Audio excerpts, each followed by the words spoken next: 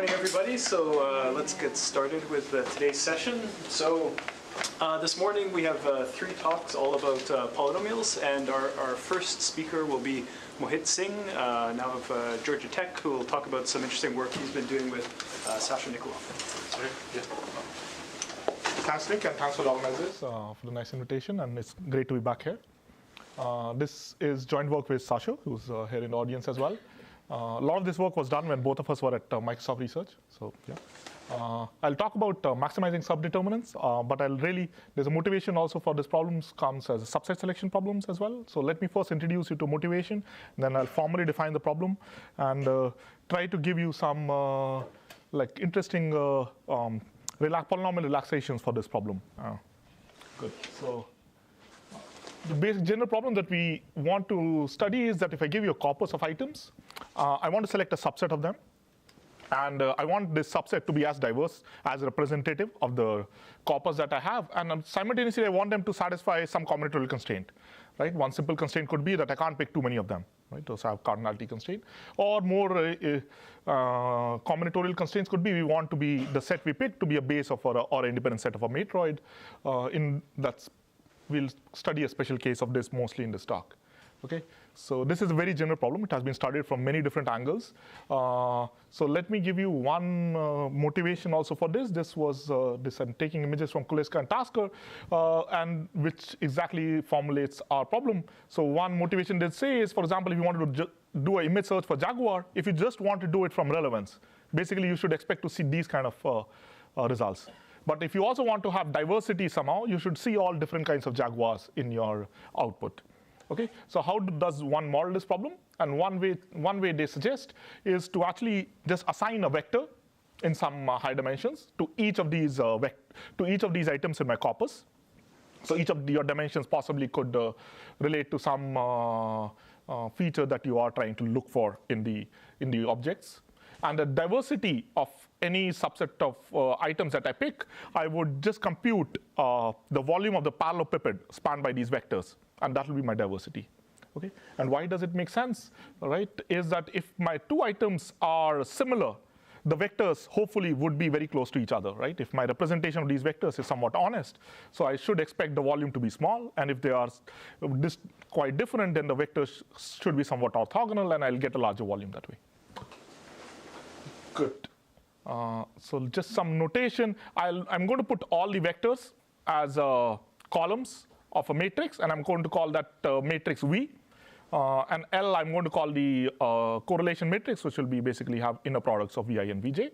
And our goal, okay, so maybe yeah, our goal is to objective we are considering is the volume of the parallelepiped, which is exactly the determinant of Vb transpose Vb, where Vb is a sum matrix that I have if I restrict this matrix to the columns that I selected. Right? The columns are indexed by items, and if I select set B of my items, those are those columns. And the volume is exactly the determinant of this. Or just a determinant of the principal submatrix for the correlation matrix for these vectors. Good. And formally, the problem that we're going to study is to maximize this quantity. Okay, I'm forgetting the square root for now. Maximize the determinant of Vb transpose Vb, and B is the set B I have to select from, which is feasible under some combinatorial constraints. For example, the simplest one is just a cardinality constraint. I have to select k of these vectors. More general constraints that we will study in this talk are the partition matroid constraint. So what I'm thinking of is that I give you a partition of my ground set, P1 through PL, and from each partition I specify you how many vectors to pick.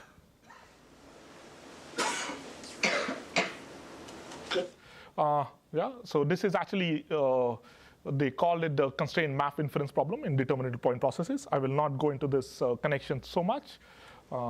So there are other motivations. It's a very natural problem in convex geometry. So this was really studied starting from work of Kachian, where the problem they said is I given a collection of n vectors in Rd, and I want to find the simplex, which is inside the convex hull of these vectors of the maximum volume. Okay, and many people in the audience are here who have studied this as well. And there is a simple transformation to actually reduce this problem to the problem that we have, subject to cardinality constraint. Okay. Good. There's another problem which is also very closely related. It's the geographical placement problem, which has been studied by John Lee, if he's here, and he called it the constraint maximum entropy sampling problem.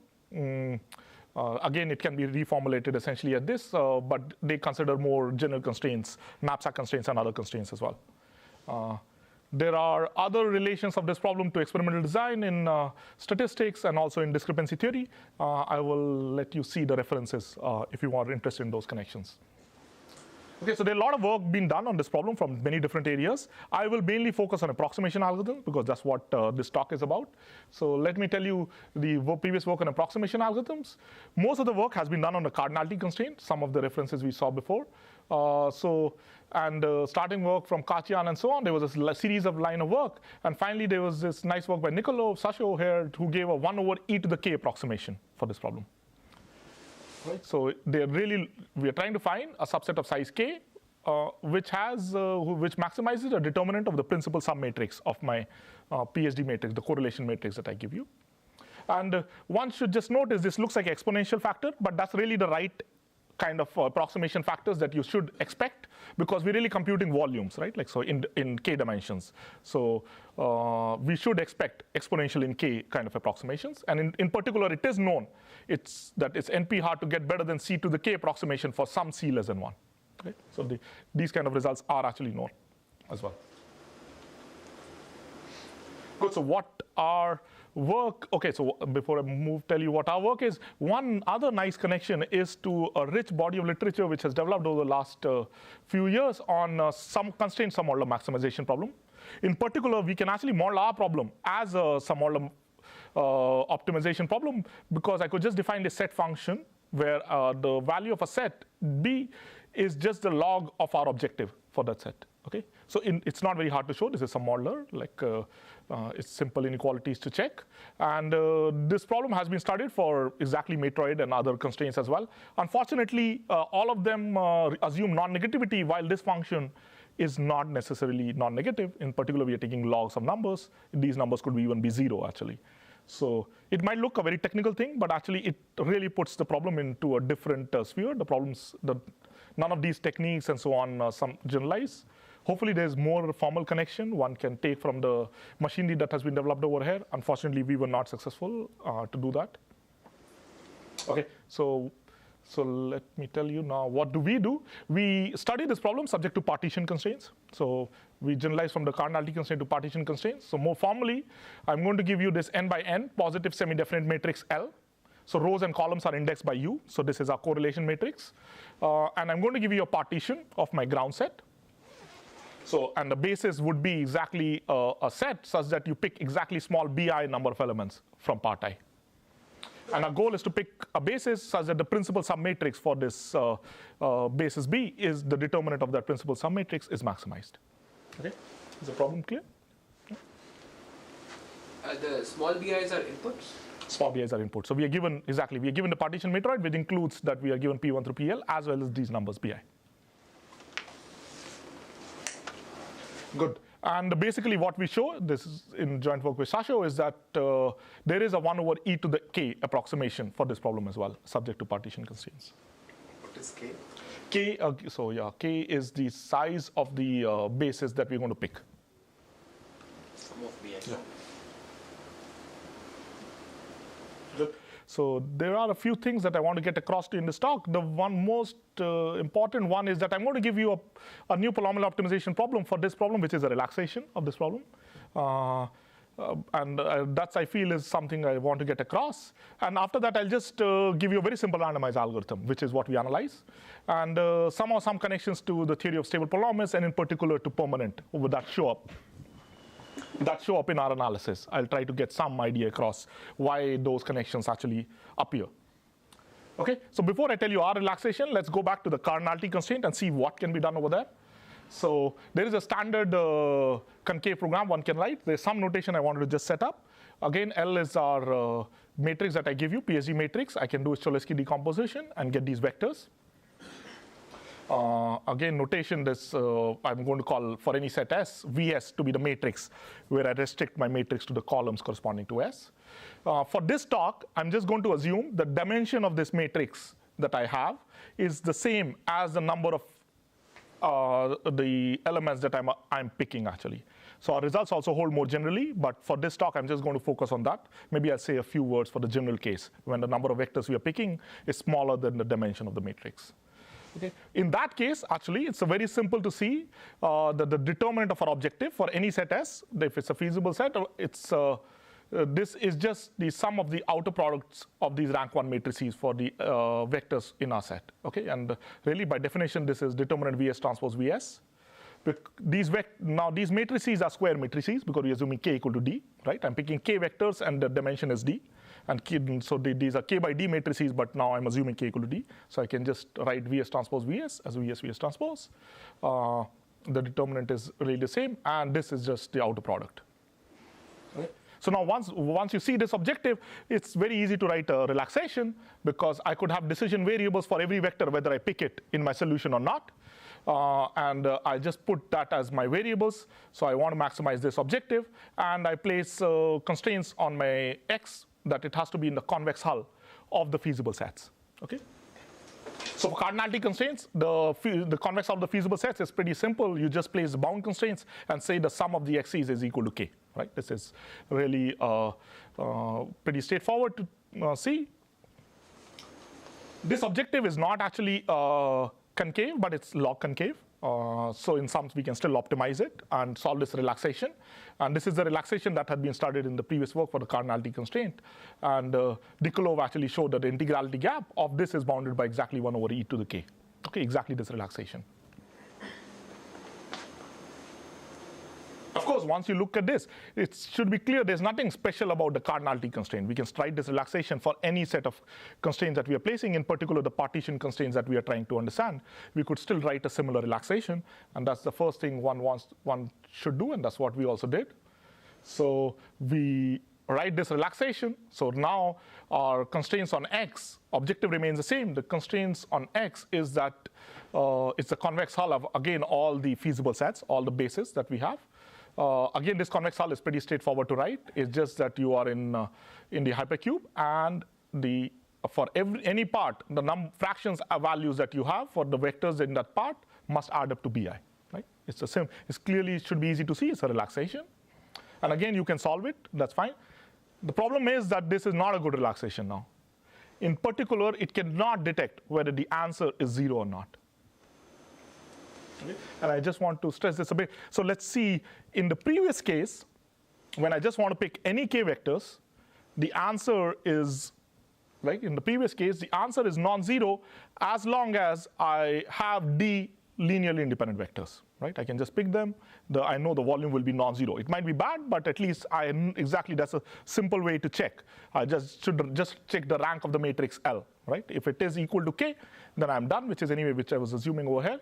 Unfortunately, here, this relaxation does not check the answer is 0, but I'm still claiming this problem is actually easy. Like we can solve in polynomial time when the answer is 0 or non-zero. Okay, so what do I want? The problem is there a collection of vectors, k vectors, such that from part pi, I pick exactly bi vectors, such that the volume of the parallelepiped expanded by them is non-zero, which is equivalent to saying that these vectors are linearly independent. Right? If the vectors would be the vectors I will pick is linearly independent, I know their volume will be non-zero. It could be really bad, possibly. But that just shows me I can actually solve this problem as a matroid intersection problem. Okay? So one matroid is the linear matroid generated by these vectors. The other matroid is the partition matroid that I have. Okay? If there is a common basis to these matroids, then my answer is non-zero. If there is no common basis, then the answer is 0 to my problem that I'm trying to solve. And the point is, this relaxation cannot detect this simple fact. It cannot solve matroid intersection problem. Okay? Good. So what do we do? Okay, so what we do is actually write a somewhat weird-looking convex program. So bear with me. So what we are going to do is write a saddle point problem, max and min, over some function that I'm going to write. And the function is going to be, I'm just going to plug in a new variable ye for each vector, okay, as well, that similar to what we had before. And this time I'm going to minimize over y. it should be clear. I claim that this log of this function is concave in x. So you shouldn't expect it to be, it's not linear, you shouldn't expect it to be convex in y as well. It's just really the same set of variables intuitively that I'm putting in. So I really shouldn't be shouldn't be able to minimize if I just put linear constraints. What's Q? Q is some constraints that I'm going to put, exactly, right? So I cannot think of Q as linear constraints because it's not concave, so it's not convex in y, right? But at least for P, I would still carry over the same set of constraints that I have. But what Q I'm going to place, and this is what I'm going to observe, I'm going to place some polynomial constraints on Q, on Y, which will be by Q, which will say that for every feasible set, if I look at the product of the variables in this feasible set, their product must be equal to 1. Okay, this looks like a funny problem, yeah? Okay, so, sorry for a stupid question. It's still brutally early in the morning. Yeah. So your first P, it's the base polytope of a matroid. Correct. The second one is the base polytope of another matroid. No. It is. It's not. Yes and no. In a sense, is not in the y variables. This one, you mean Q? No, sorry, I'm still up. Okay. No. I'm just rewriting. Here I'm writing it as a convex hull of vertices. Here I'm writing it as a linear inequalities. I'm just saying you can actually get explicit formulation. It's the same one I'm rewriting. Is that the question? I mean, like, you can have the base polytope of M1, you can have the base polytope. Oh, so you're saying I could have placed another constraints? Correct. I could have also placed that. Unfortunately, that doesn't work as well. Yes. So you're... The objective function is not linear. No, yes, that's one of the reasons. Of course, that's not the only reason. Yes, that is clearly one of the reasons why it doesn't work. But it could happen. Yes, now the answer will be non-zero. Yes, you are correct because you're only looking at the common basis. But it could be the integrality gap will be huge now. Okay, so I did not go. Yeah, okay. It will be able to detect 0 versus non-zero, but the integrality gap will be huge. Okay, but on Q, these are funny constraints that I'm placing. Basically, I'm placing that the product of the y variables on any basis is exactly equal to 1.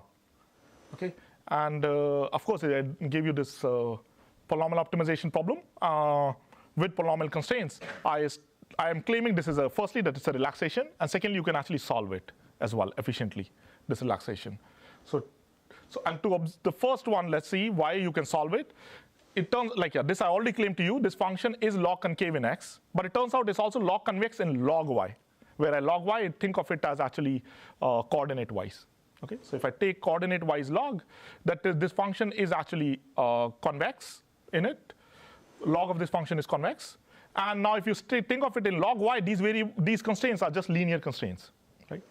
So once I could have written this for you in the new set of variables, which were log y, but I didn't write it because I really want to think of these as polynomial constraints and polynomial variables. We will come to this interpretation later in the talk as well. So, right, and so optimizing over this, you can optimize over it, and this is actually what is also known as geometric programs, optimizing the inner problem, right, in optimization. Good. I still have to claim to you that this is a relaxation. What does this program have to do with the problem that we were trying to solve? Good. So let me just prove to you that might be the only proof that I have. It's a one-line proof, actually. So I have to show you this is a relaxation. So let me take the B be the optimal basis. And so optimum value is exactly the determinant of the principal submatrix corresponding to B. So I'm going to put x star to be the indicator vector of this, right? And I have to now verify for every y, this objective is at least the optimum value. Okay? So let's just do that. So let me look at f of x star comma y. So now I'm only summing over elements in B because those are the only variables which are 1, rest was 0. Okay? Now I think of this determinant as a polynomial in y. Okay? So this is these are d by d matrices, and they're only d of these vectors. So this is exactly a rank d matrix, and so it's a moment of thought will tell you that actually I can pull out each of y as a polynomial in y. It's really y to the b times this determinant. Okay. And now y to the b for all our feasible sets, that's exactly the constraint we are placing, is exactly equal to 1. Okay. So here we are really using the fact that determinant I can write as a polynomial. And each of these y variables, it will be linear, as well as it will be a degree d polynomial. Okay? And so they're only d variables, so that's the only monomial that will appear. So this is a relaxation. That's good. So we can solve it. And now I'm claiming there's a very simple randomized rounding algorithm which will give our solution. So what's the rounding? It's the first rounding you would think of. You just solve this relaxation. Let's get the optimal solution x bar. Now I'm going to forget about those y variables. I had this inner problem y. I'm just completely going to ignore it. Just use x to get an integer solution. And I just do a simple randomized rounding. So I go to each part. From each part, I have to pick bi elements. So I just look at x bar divide by bi. This is a probability distribution over elements in part pi. I just do bi samples from it. With or without replacement, it doesn't matter. Our guarantees will hold for both of them. And that's the algorithm. Okay. So now question is so why the y variables completely disappeared, but they're very crucial for the analysis. So let me try to give you some intuition why this algorithm actually works with the guarantee that we are claiming. So for that, again, I'm going to now consider our objective as a polynomial in y. So I'm going to just plug in x bar as the optimal solution and think of it as a polynomial. Again, it's going to be a degree k polynomial, because k equal to d in this case, we are assuming. And in y variables, it will be linear because these are rank 1 matrices. So I can write it as y to the s times c of s, where c of s is the coefficient of the monomial y to the s. And s will be a subset, a real subset of size k, right? So actually, there's a typo here. This should be degree k polynomial and in n variables. So just to now see, it's pretty simple to observe that the optimal solution is really this minimization problem over this polynomial. Okay, that's our inner problem, right? X bar I've picked as the optimal solution of the relaxation. So the optimum solution of our relaxation is exactly this optimization problem over our polynomial. And it's not very hard to see for this algorithm, the expected value of the algorithm is up to some scaling, is just the sum of the certain coefficients of this polynomial. Okay, and which coefficients? It's exactly the coefficients which corresponds to the basis that I have. So some of these sets of size k are feasible sets for our problem. Those are exactly the coefficients that I'm summing up. Okay, this is a very simple calculation. It's just a couple of lines. So now to prove the guarantee that we want, we would want a lemma to be that if a polynomial has this form, then actually I know these coefficients must sum up to more, significantly more, 1 over e to the k more, than the optimization problem over this polynomial. Right? That will prove the theorem that we want. So this here, I will take a slight digression quickly into stable polynomials. So these are basically multivariate generalization of real rooted polynomials. The only fact that I would want for our talk, I will not go into too much of them, that the kind of polynomials we saw are actually stable. And the other thing is that if I take derivatives of these, they remain stable as well. This is very useful property when you want to do some induction on these polynomials.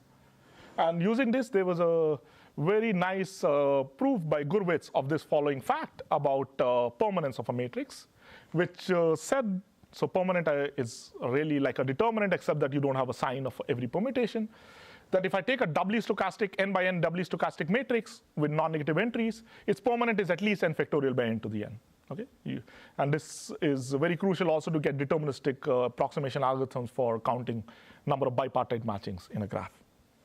And the way he proved it is actually to prove essentially a similar theorem, the kind we want. So he wrote a polynomial which is exactly this polynomial for this matrix, where if you stare at a moment, the coefficient, it's a degree n polynomial. So I have one variable for each column, and I have product of n linear forms, where it's a degree n polynomial in n variables. So there'll be this multilinear term.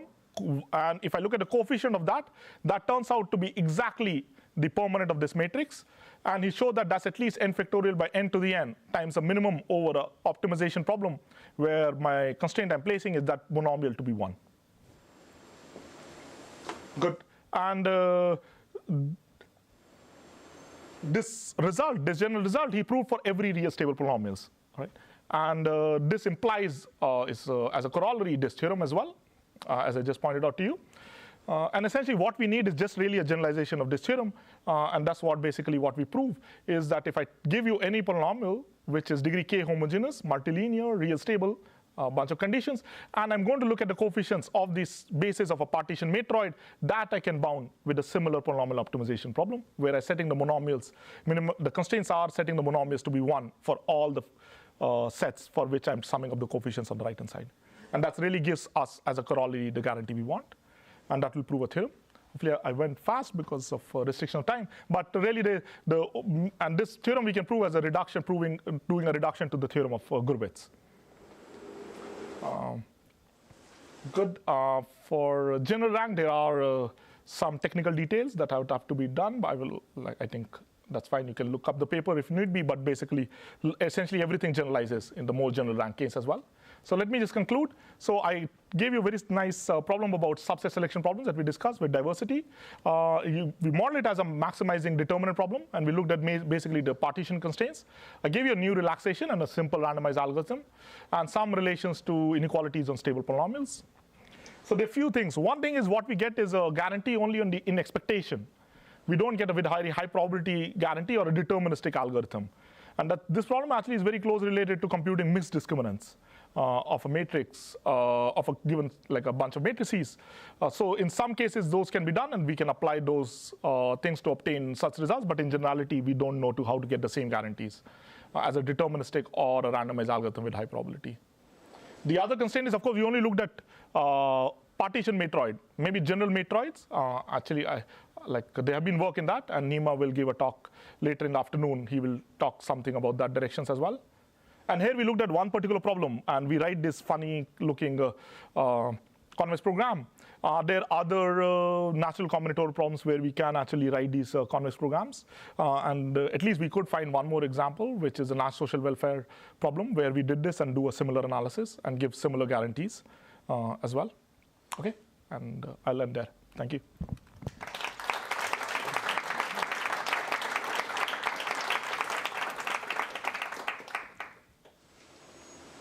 Questions? Yeah. Does the algorithm also work for some sort of weighted partition constraints? I have non-negative weights on elements, and I want the total weight of each partition to be some. So that would be knapsack kind of a constraint, even if you have a single part. No. It's in some sense one has to be very careful, because even the decision problem, whether the answer is 0 versus non-zero, is going to be hard.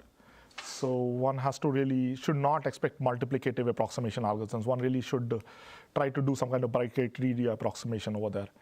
I believe one should be able to obtain bi-criteria approximations over there using these and follow-up results, but I haven't looked up exact factors over there. Yeah. So related to that, for the decision problem, so really you need to put some matroid constraints, otherwise you run into this sort of issue. So yeah, you should be able to, like there could be for different constraints, you should have, you should be able to direct whether the answer is 0 versus non-zero if you are really after a multiplicative approximation, right? Because in the 0 case, your algorithm will do. That's why you're studying this with various forms of matroid constraints. Correct. You don't have this detection. Yeah, so unless you are happy with some kind of bi-criteria constraints, and I believe for knapsack constraints, one should be able to get some kind of bi-criteria results, which will basically reduce the problem to some matroid, and that you can, there are general ways to do that as well. Do you think that 1 over E is tight? No. Yeah, no, I really don't think so, yeah. Like there are reasons, because actually like we are really relying on this theorem by Gurwitz. There are other methods and different convex programs one can write where they have improved. There's a paper by Gurwitz and Samodursky who can improve this factor to something even better than this will get 2 to the n. So possibly I feel somehow there should be more connections over there and to obtain a better factor. Okay, let's thank Mohit.